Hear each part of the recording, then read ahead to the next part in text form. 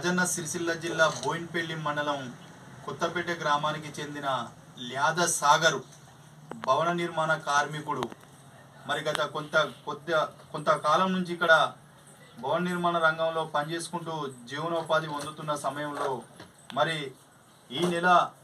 1వ తేదీన పని చేసుకొని తిరుగు ప్రయాణంలో సాయంత్రం వేళ 7 గంటల ప్రాంతంలో దురదృష్టవశాత్తు మరి ఇతను ఇంటికి వస్తున్న క్రమంలో కూడా ద్విచక్ర వాహనం మీద వస్తున్న తరుణం లోపల మరి గుర్తు తెలియని ఆటో గుద్దడం వల్ల యాక్సిడెంట్ చేయడం వల్ల ఈయన కాలు పూర్తిగా దాదాపు 90% డ్యామేజ్ అవడం వల్ల ఇతను ఎలాంటి పని చేయలేని స్థితికి ఇలా ఈ భవన నిర్మాణ కార్మికుడు రావడం జరిగింది. మరి ఈరోజు ఈ కార్మికుడికి లేబర్ కార్డు కూడా ఉన్నది కాబట్టి మరి ఇప్పుడు ఇప్పుడు ఎలాంటి పని చేసుకునే పరిస్థితి లేదు కాబట్టి ఈ కుటుంబం పట్ల మరి లేబర్ ఆఫీసర్ గారు అలాగే ప్రభుత్వం కూడా స్పందించి మరి ఇంత చిన్న వయసులో ఇంత పెద్ద డ్యామేజ్ అవడం అనేది కుటుంబానికి పెద్ద దిక్కు ఉండవలసిన సమయంలో ఇప్పుడు పని చేసుకొని బతికే సమయంలో కూడా దురదృష్టవశాత్తు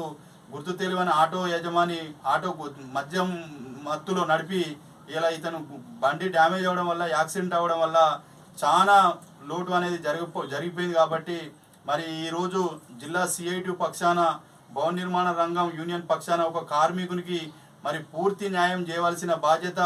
ఇలా లేబర్ ఆఫీసర్ డిపార్ట్మెంట్ కార్యాలయానికి అలాగే ప్రభుత్వాలకు పాలకులకు కూడా ఉంది. కాబట్టి